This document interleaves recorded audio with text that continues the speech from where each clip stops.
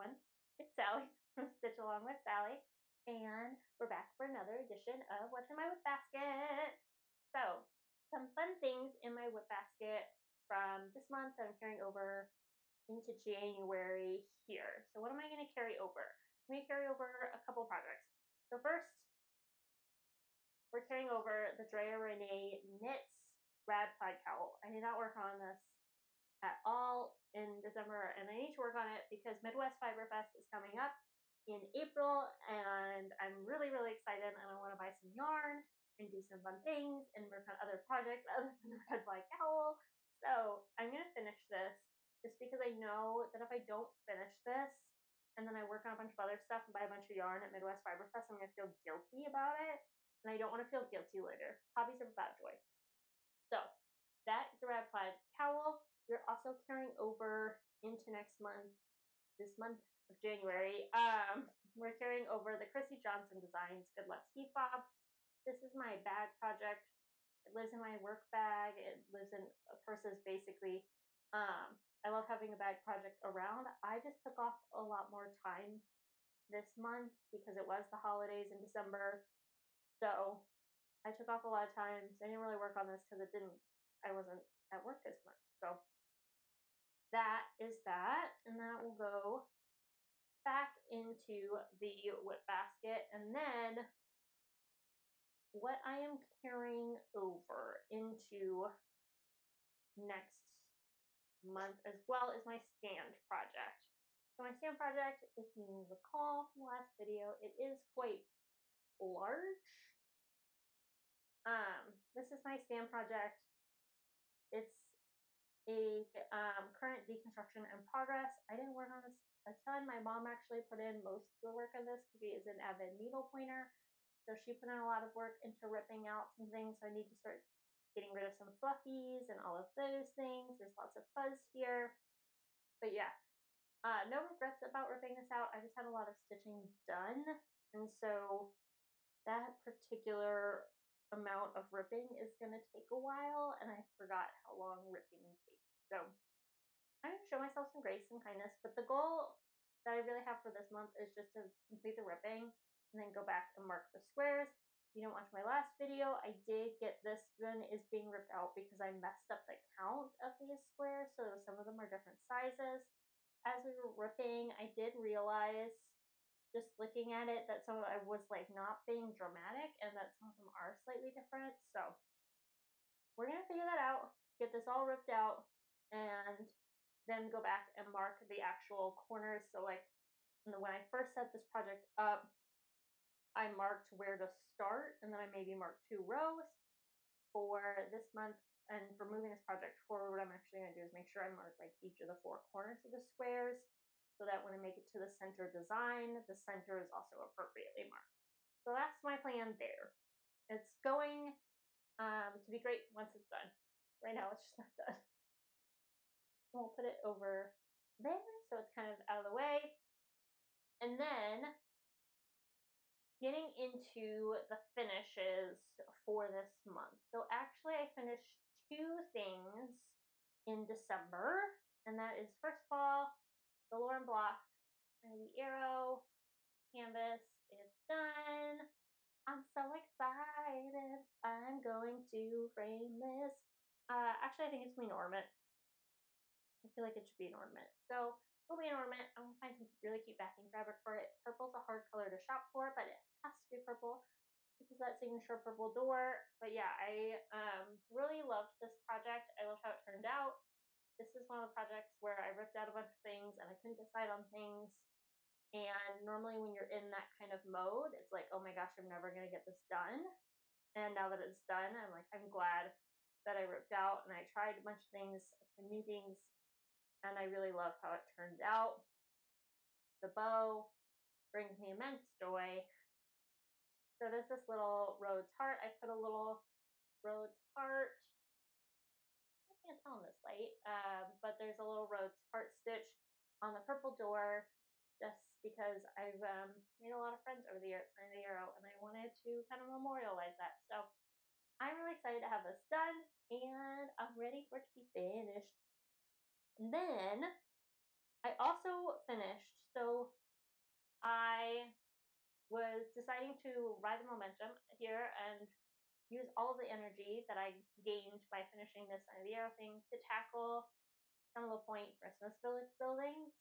I have a tendency over the years to finish like everything but the windows of a building and then move on to the next building and never finish the windows. So, um, we're tackling that problem, and I did finish this in the month of December. This is the Point Purple House. I did follow a stitch guide for this. This guide is by Hilary Fisk. They're available through Stitch Style, Needlepoint, and they're great. I love them. I've kind of reached a point in my stitching career where sometimes when I look at a stitch guide, I'm like, I can already tell what all these stitches are. I don't need the stitch guide. But Hilary Fisk stitch guides are fabulous. There's a ton of pictures in them. So there's a ton of descriptions as well with a few of the steps. And when I look at the pictures of them, I'm like, I'm not entirely sure how she came up, particularly with like building stitches. I'm really uncreative when it comes to how to give buildings different textures and things, and she really is. So I'm loving the stitch guides. I finished the Purple House. That felt great.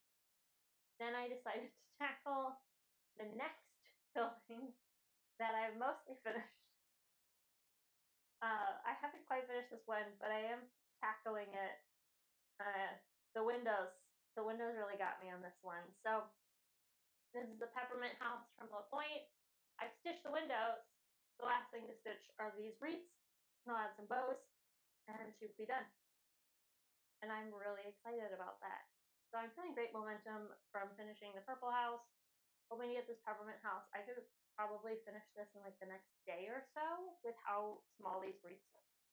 It's really a matter of making sure I'm being intentional about setting aside the time to stitch these wreaths. So that's what we're gonna do here in the month of January, is we're gonna knock out these wreaths, add some bows, and move on. And this is gonna be too many houses to fit in the WIP basket, but this is the plan.